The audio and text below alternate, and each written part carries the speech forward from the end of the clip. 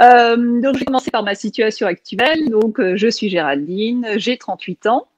Je suis maman de deux petites filles. Et puis, surtout, en fait, depuis 4 ans, j'aime à dire que je suis SPF, c'est-à-dire sans profession fixe. Donc en fait, je vous explique, jusqu'à l'année 2017, en fait, je faisais une très belle carrière dans la fonction publique.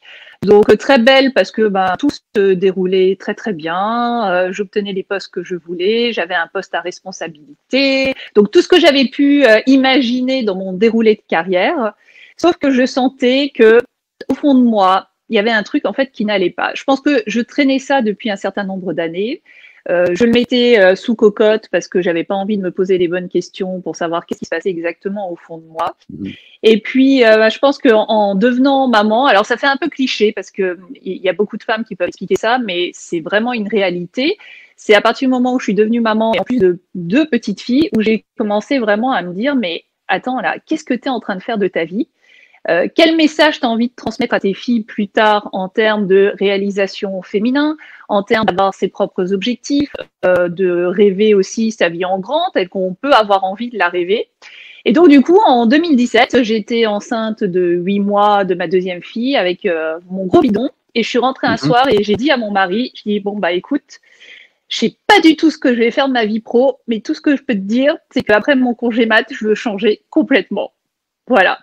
Je n'avais aucun plan B, je ne savais absolument pas ce que je pouvais faire d'autre de ma vie puisque je n'avais connu que la fonction publique. Alors dans la fonction publique, j'avais exercé plein de postes, hein, parce que moi je tenais maximum 2 ans sur un poste et tout de suite je commençais Mhm. à m'ennuyer, à tourner en rond, donc je cherchais tout de suite d'autres domaines, je faisais d'autres formations pour découvrir d'autres choses, etc. Pour ça, il n'y avait absolument aucun souci. J'adorais ça, toujours apprendre des nouvelles choses. Mais malgré tout, voilà, je me demandais ce que j'allais pouvoir faire d'autre en dehors de ce cadre-là. Alors, en sachant que changer régulièrement, ça a été un peu le leitmotiv de ma vie dès le début. J'ai pas fait de grandes études parce que je savais absolument pas quoi faire de ma vie quand j'avais la vingtaine. Donc, j'ai pas fait un parcours brillant où je suis sortie avec, enfin, les masters n'existaient pas à mon Mhm. époque, les DES en tout cas. J'ai pas, voilà, parce que j'étais tellement paumée que je m'embarquais dans des voies où il y avait trop rien qui me parlait. Et puis, ben voilà, au bout d'un moment, je me suis dit, bah maintenant, écoute, il faut que tu bosses, hein, tu as essayé plein de trucs. Donc, j'ai passé les concours de la fonction publique et c'est comme ça, en fait, que j'ai démarré ce cursus qui a duré donc pendant 12 ans. Mhm. Donc voilà. Et puis, 2017, donc, gros changement. Je plaque tout parce que, ben voilà, hein, quand on est fonctionnaire, on a justement la sécurité de l'emploi. J'avais passé les concours, etc. Donc, je repartais vraiment de zéro parce qu'on n'a aucun filet de sécurité quand on veut s'orienter vers autre chose. Et j'ai quand même pris ce risque et ce challenge du coup pour partir dans cette autre voie et me tester sur d'autres challenges professionnels. Alors du coup, bah écoute, oui, bizarrement oui. Alors bien sûr, on me questionnait là-dessus, hein, très Mhm. clairement, en me disant, alors en plus à force, je restais essentiellement dans la même collectivité, donc ils commençaient un petit peu à connaître le phénomène, on va dire.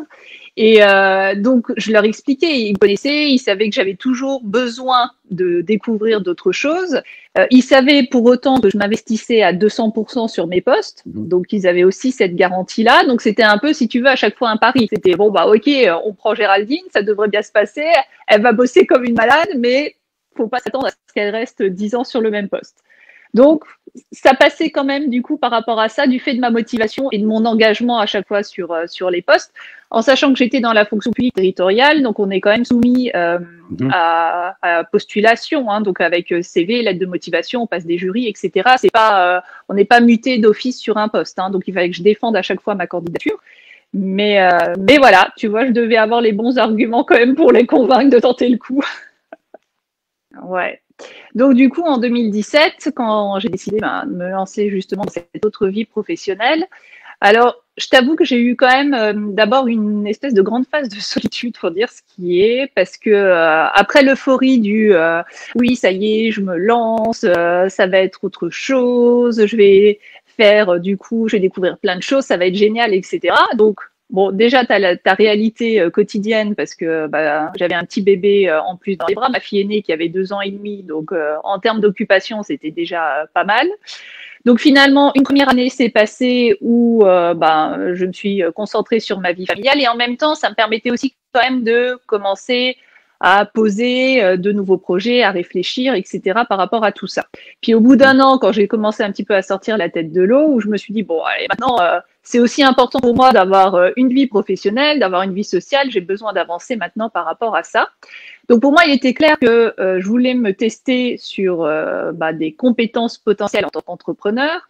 Sauf que là, gros syndrome de l'imposteur, parce que tu te dis, ok, mais moi, je sais rien faire en fait. Qu'est-ce que tu veux que je montre comme compétences?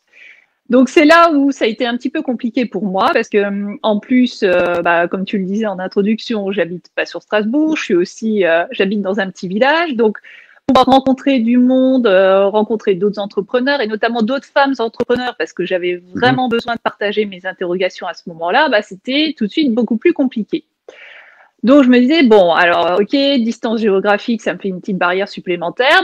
Comment je vais faire pour la contourner?